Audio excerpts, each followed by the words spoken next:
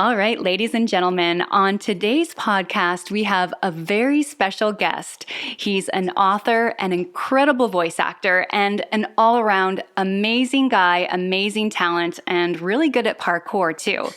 Welcome, Joe Zieja. Hey, Joe. Hey, thanks for having me. Absolutely. Thank you so much for joining us today. Of course. You just have an incredible story. You're doing such amazing things. It's really an honor to have you here today. Can you give us some backstory on how this all began and how you became the voice actor and talent that you are? Sure. I guess I've told this origin story a bunch now, but Okay. my adult life was basically spent in the Air Force. I went to the United States Air Force Academy and graduated with a commission as a lieutenant in 2007. I spent 6 years active duty, and then I left active duty to become a government contractor working in D.C., pretty much doing a lot of the similar stuff that I was doing in the Air Force, but now in a larger government capacity versus a Air Force capacity. I remained on reserve duty.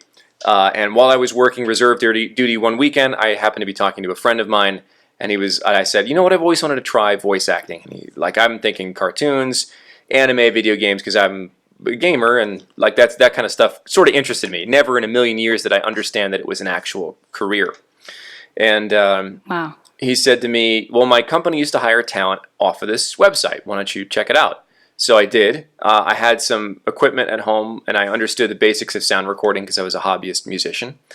And Nice. so I booked the first thing that I auditioned for, which was a cartoon panda speaking Arabic to children. Nice. That's pretty much everybody's first job. I had some Yeah. Arabic experience from the Air Force and applied it, and I was like, wow, that was really cool. How do I do that again? And really, it just snowballed from there. I started building myself a home studio. I started getting in touch with some people in the community. J. Michael Collins was instrumental in my business success, just being very gracious and giving me the information and encouragement I needed to understand that, yes, this was, in fact, a real job, and you could, in fact, make Wow. a career out of it. I had always That's thought that it was going to be my writing that was going to knock me out of government work because I never wanted to be like a 9-to-5 guy. But right. ultimately, within 16 months of me discovering VoiceOver, I had quit my job.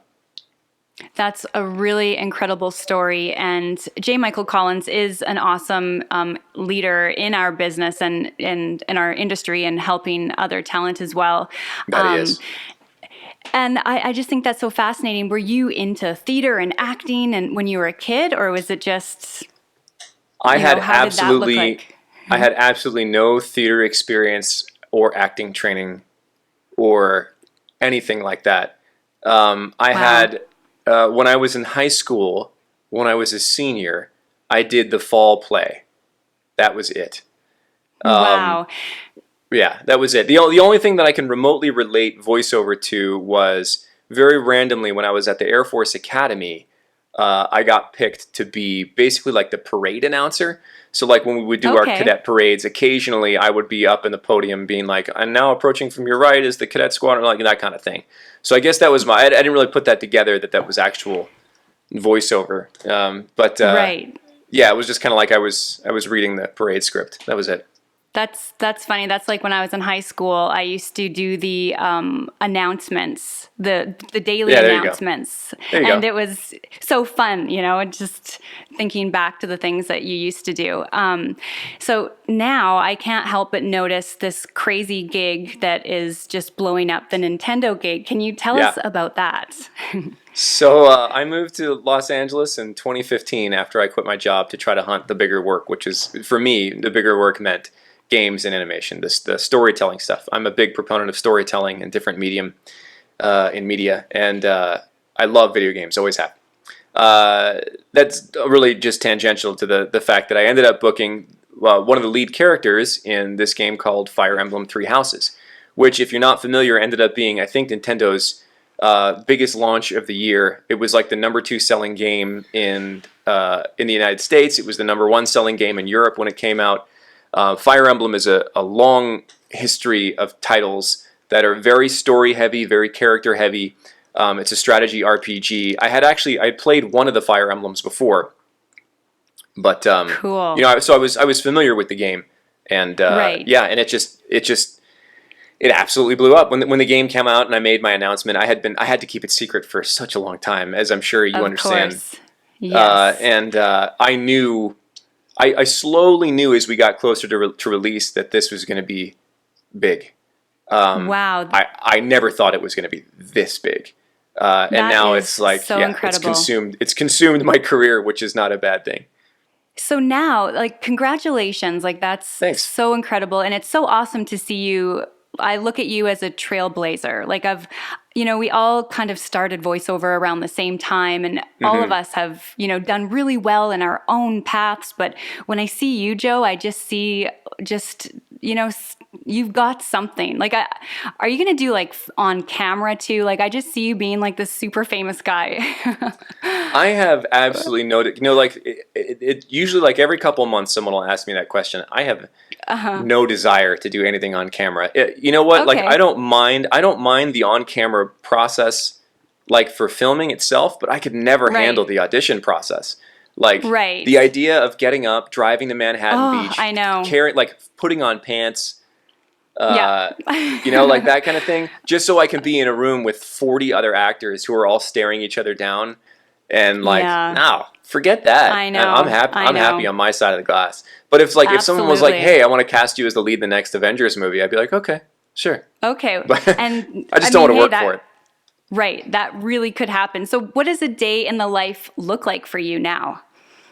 You know what changes? This week was super slow, which was a wonderful thing because Hmm. last week I was pretty much booked from 8 a.m. to 6 p.m.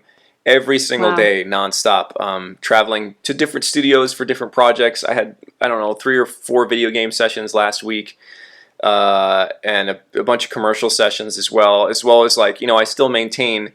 I never let go of my corporate clients. They're my bread and butter. I treat them like the emperors that they are, Right. because they are the bedrock of my business. Is still my corporate clients. Commercials have taken a bigger chunk, and LA work has taken a bigger chunk. But my corporate clients, they're still the rock stars in my eyes. So Right. it kind of depends. This week I had some time. In contrast, this week I had some time to build up some things with the Fire Emblem fan base. I'm running a Twitch show now twice a week where basically I'm playing the game along with fans and talking with fans. It's really cool. I usually have like 1,000 people show up every time I do it. That must be so fun. It is. We have a great time, and it's a great way for me as an actor to reclaim the video game because I am a gamer. And when you Yeah. act in a game, you somewhat ruin the experience for yourself. But it's a way for me to kind of like, well, no, I'm going to play the game and I'm going to interact with fans, and it feels like I get that experience back. So it's really cool. That's awesome. So now, does it kind of feel like gone are the days when you're at home auditioning all day long, and it's kind of taken a different turn now? You're in studios and driving around LA. You know what? It's very different. There are still days where there are days where I am booked for 4 or 5 sessions, and all of them are from home.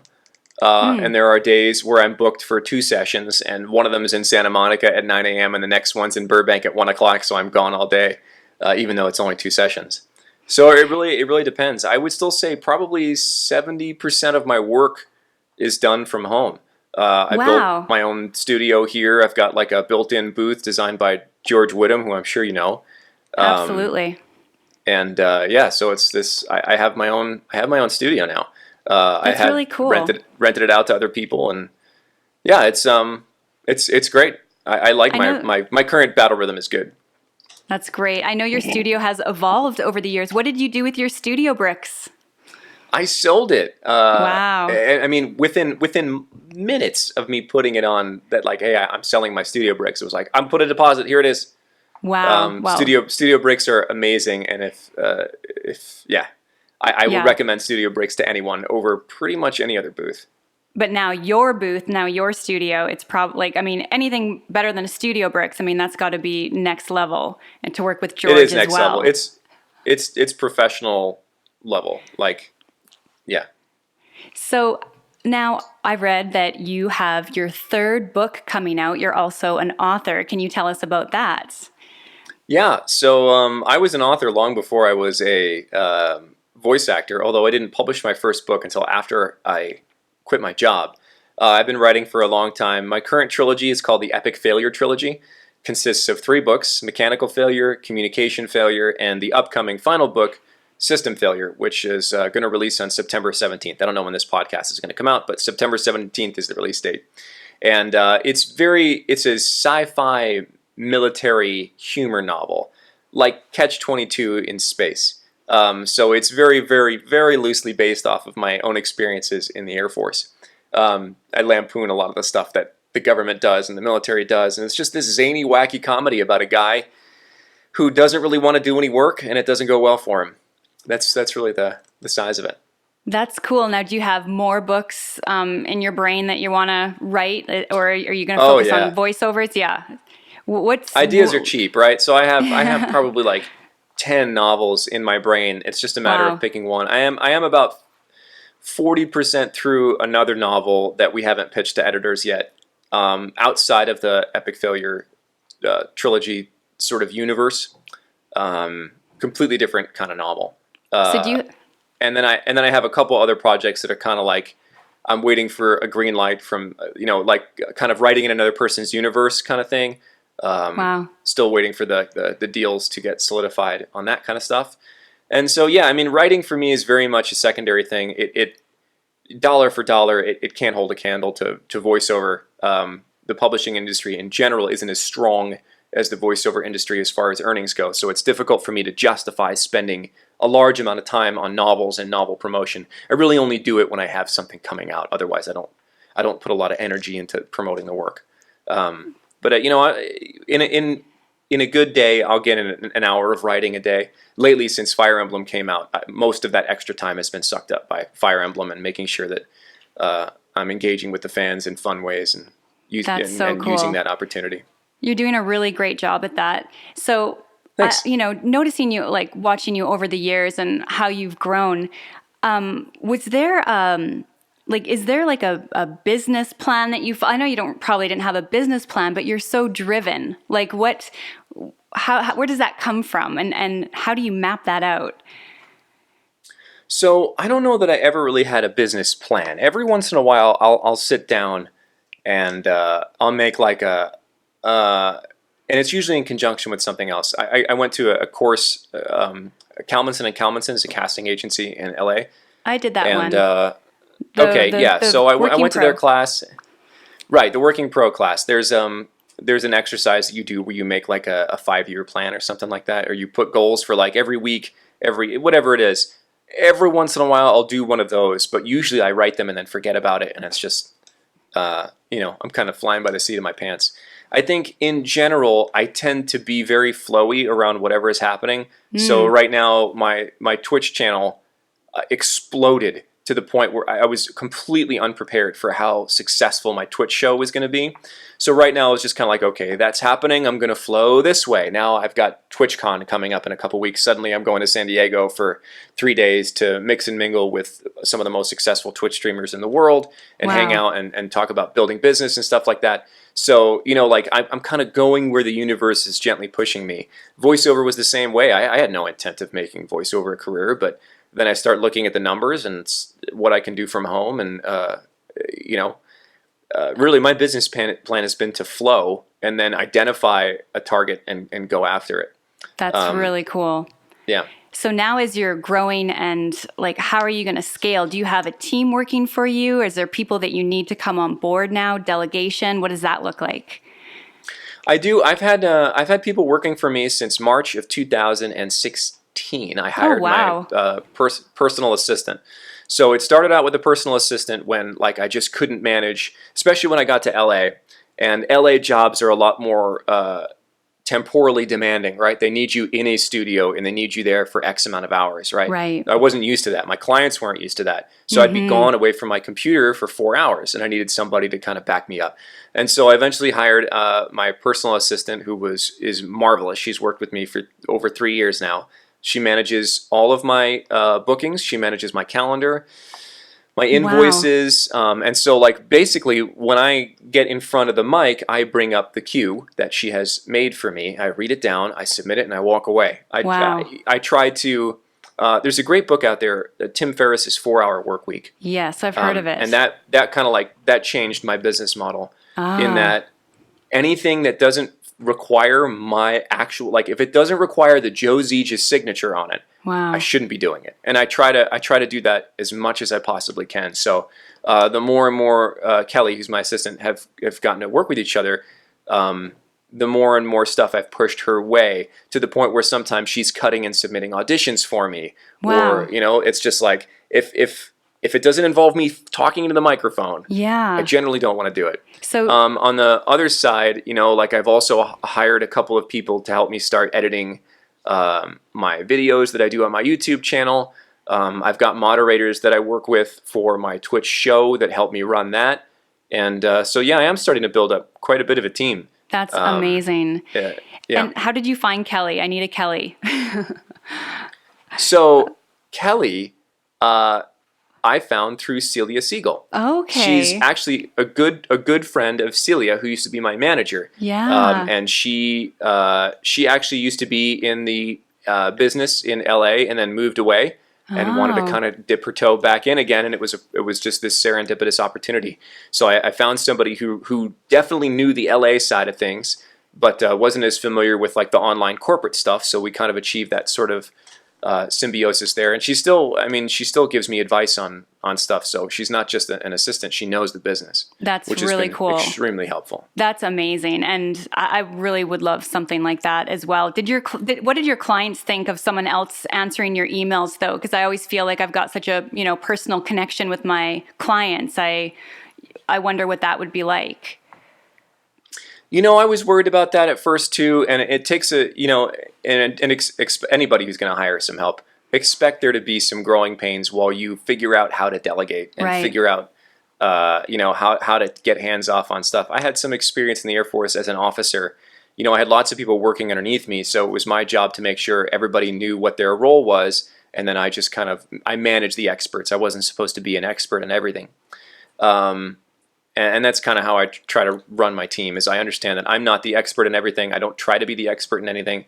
And as far as, actually, that was pretty long tangent there. But your clients are going to understand. Right. There is, as long as, Kelly is as quick as I am. Yeah. She's polite, and if they ever want to talk to me directly, they can always pick up the phone and call me, and I'm always there for them.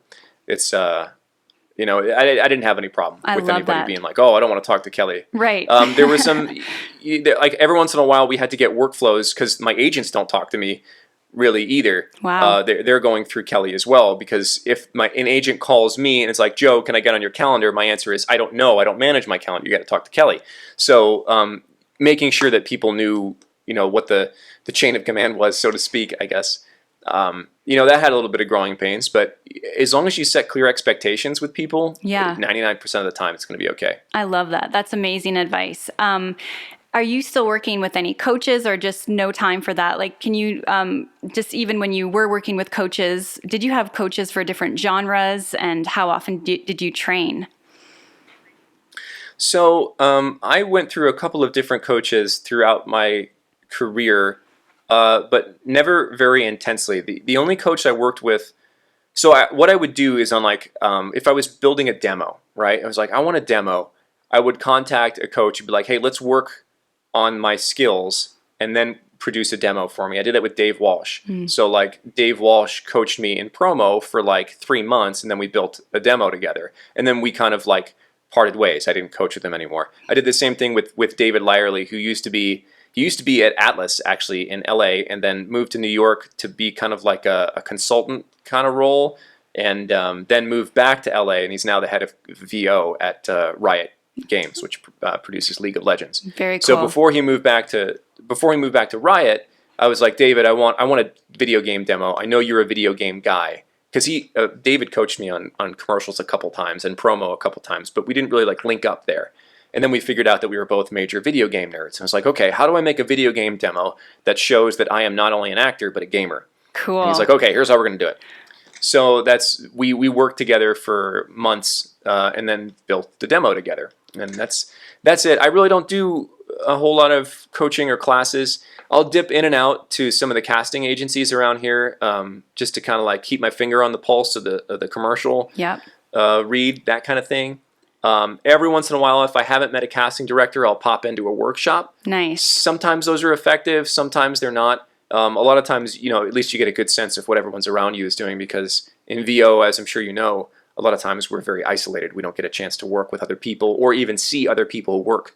Yes. Which, is to our detriment, because even if someone isn't good, you're going to learn something from them. Good, good in the objective sense. Right. They're probably doing something that you're going to find interesting. Absolutely. And So I'll do workshops just to hang out with other actors and hear them work. That's really cool. I've definitely found that through teaching and starting to coach is just learning so much from people that are learning. Would you give what advice would you give to someone who is just brand new? And one thing that you said that was really inspiring was you weren't an actor as a kid. You weren't in theater. It was you were in the Air Force, and voice acting was interesting to you. So I love that, you don't have to be a performer from a young age. So what advice would you give to someone who, might be a pharmacist who wants to get into voiceover? Everyone asks me, the alternate version of this question that people ask me is like, how are you successful in LA? And I said I was successful before I got to LA. I love that. Make sure Yes. that you have your stuff together before you go taking this dive. I mean, like, I hear so many stories of people that come out to LA and then wash dishes for 30 years trying to like, don't do that. Yeah. Have pick your A plan and then work on your B plan at the same time. Now, again, I don't know anybody that's had my path to voiceover. So me giving advice on how to build your voiceover career may be stupid. Like nobody's done it this way that I know of. But try everything. Keep a stable job. Keep something that casting directors can smell desperation. So like if you need this voiceover job because you can't pay your bills, it's going to show up. Yeah. Nobody wants a desperate actor. Have something else. Have something so you could walk up to a casting director and be like, I don't care if you pick me or not. This is what I think this sounds like. And just try everything. Absolutely. Try everything. Have a backup plan and try everything. And go with the flow. Absolutely. I love that. I remember your website years ago. I can't remember how it went, but it was something like starving artist swagger. What was that term? I love that. Starving artist swagger, none of the baggage. I love that. So I guess that's actually pretty fits in. I didn't even think about that. Fits in nicely with what I'm saying. Like you want that artist swagger, but you don't want that like all the emotional crap that comes with being like a starving artist and all the things that come with that. And so we get emails as well. Someone who like, I just lost my job and I want to get into voiceover. I'm like, this is not going to happen. That's not the time. Yeah. That is not the time. That is not the time to pick up a new skill. Like if you never tried it before, it's like, oh, I just lost my job. I'm going to go become a horse rancher. Yeah. Have you ever touched a horse? No. Exactly. Like, well, come on. Don't do that. I think people, I get it.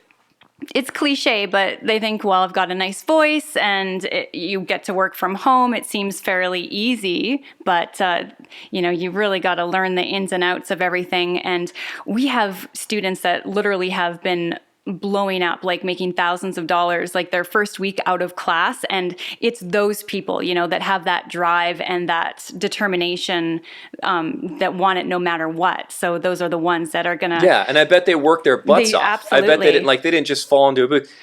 I look a lot like an overnight success because of my quick transition. I have auditioned to date, and I keep track. Oh, wow. Over 50,000 times. 50,000. I have auditioned over 50,000 times in the last 6 years. So don't go and tell me that I'm an overnight success, and don't tell me that you think you can do it in 10 auditions. Getting 10 auditions a week from your agent, think you're going to like blow up. It's not going to happen. You got to get out there and you got to do the work. For sure. And did you find, and I found this from, back in the day as well, auditioning a ton, that you learn from the auditions that you're doing? Sure, yeah. That's the way a lot of my life is gone. I have no formal training in something, so I just start doing it, and then I kind of I pick up the finer points later. And a lot of ways that it's very freeing, because in voiceover, I never had that thing like that I see a lot in LA where it's like, okay, you have to go to class, then you have to make this demo, then you have to make this demo, then you pitch the agent, then you pitch the agent again, and then you wait for 3 years until an agent discovers you. Screw that. It's like I wasn't hampered by any of that advice, because I honestly, very plainly, had no idea what I was doing. So I just intuited my way through it. Someone booked me on something. I'm like, okay, they like that. I wonder why they like that. Okay, I'm going to take that, and this job looks really similar. I'm going to apply these techniques to this job. Okay, that worked. And it was just like, 50,000 is a lot of iterations to figure some stuff out. 100%. There might have been a more organized way to do that. But it wasn't for me. Do you have like a spreadsheet, or how do you keep track of all your auditions? All the casting websites typically keep those numbers, and I tend to ask them at the end of every year. I'm like, hey, how many did I put in? And then some websites, I'll be like, hey, how much did I earn? And they'll be like, okay, this is how many auditions you put in. This is how much money you made. And I'll be like, okay, great. Wow. So along this journey, this short but long journey, any mistakes along the way that you're like, okay, I would have navigated that differently, that you can think of?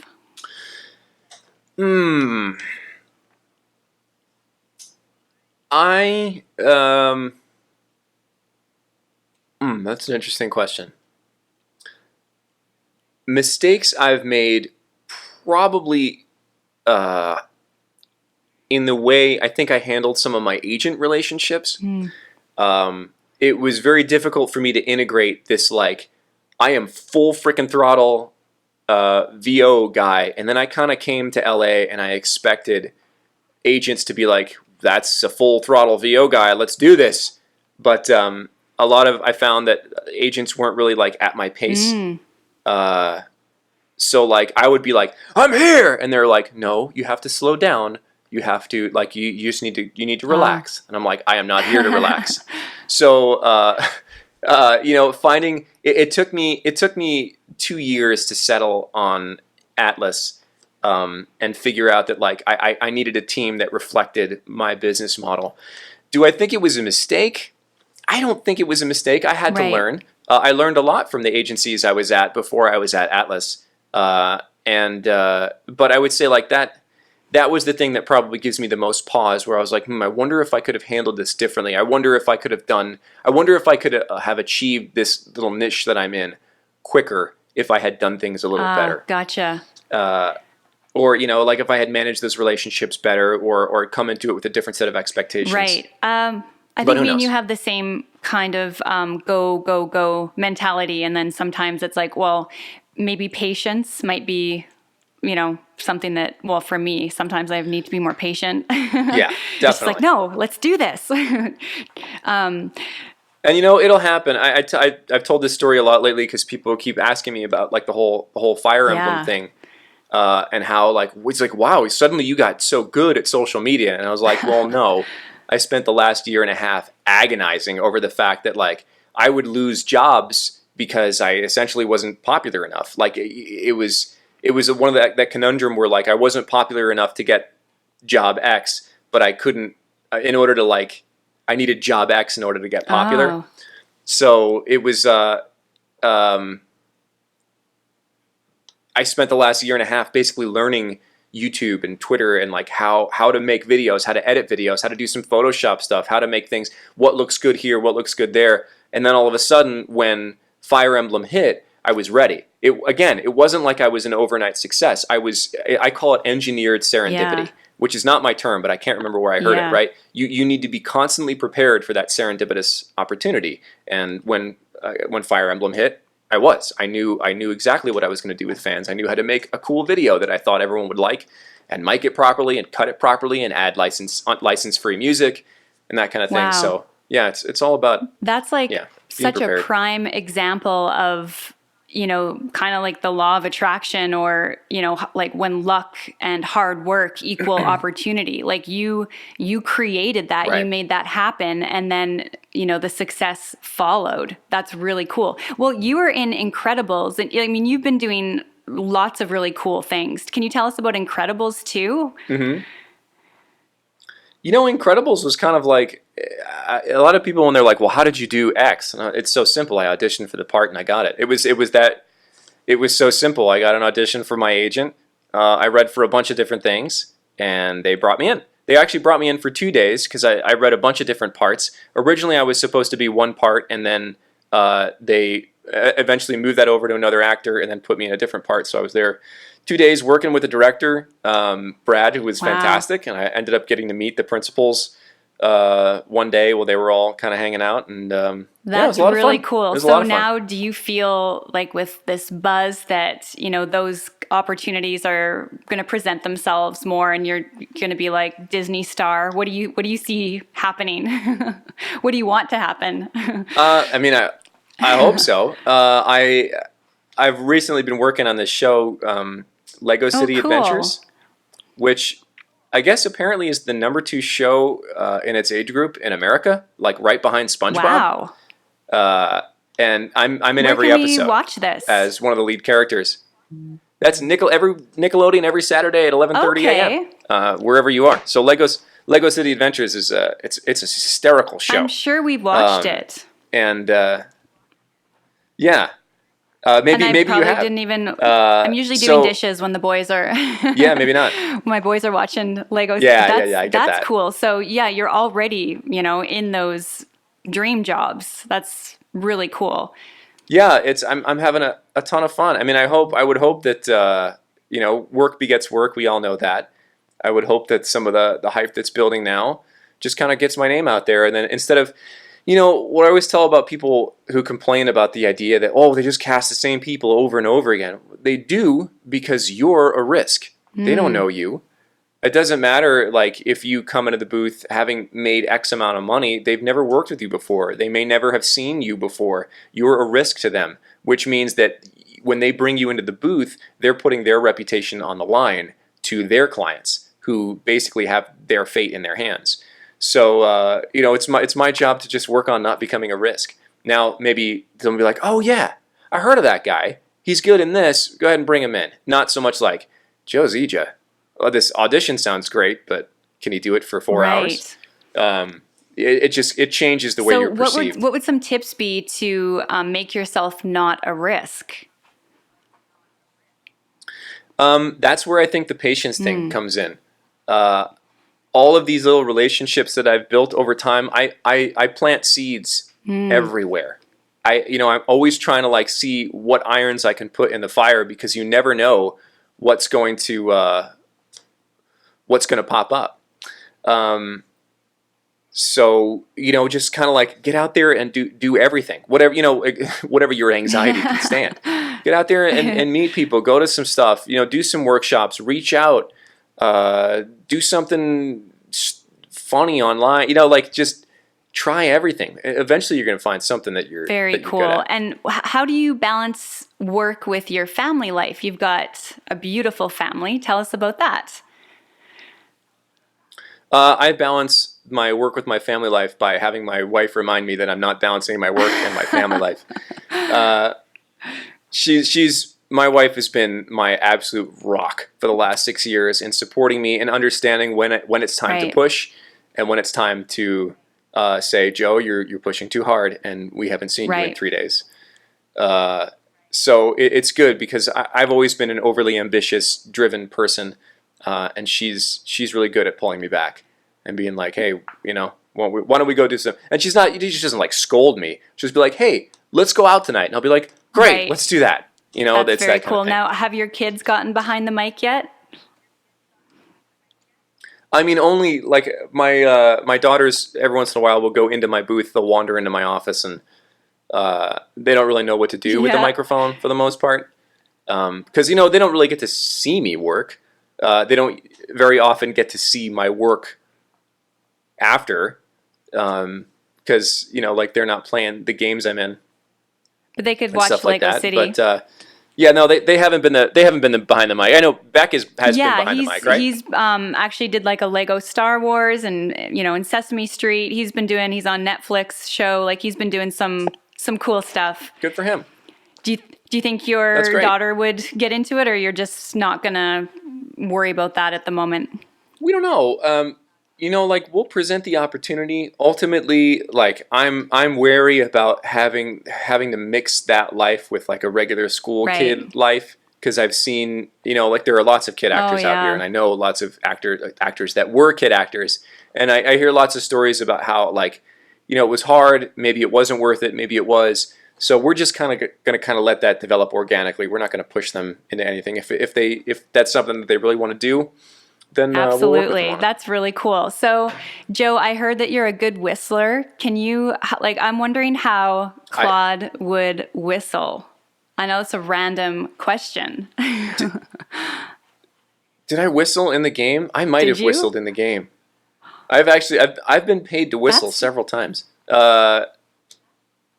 Gosh, yeah, I don't know. I might have whistled in the game. So you're asking like yeah, like, can how you would give us a Claude little whistle? whistle? Yeah, I guess so. Claude, what's the song he sings? I love Something it. like that. Awesome. That's so cool. Well, Joe, I just want to wrap up by saying thank you so much for your time.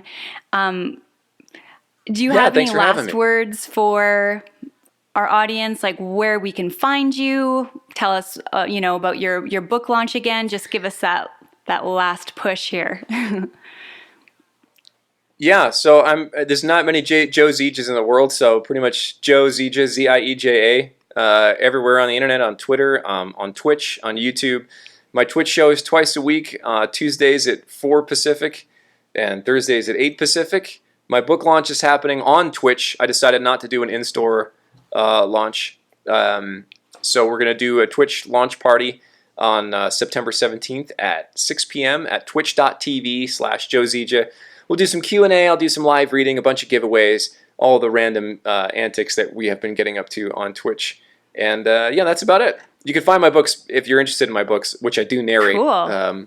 myself for the audiobook versions. But they're pretty much anywhere books are sold. So Amazon, Barnes & Noble, some local bookstores have them. Fantastic. Thank you again. And I really look forward to, continuing to watch your journey unfold. And hopefully we'll see you at the next VO event or Voice Arts Awards or who knows.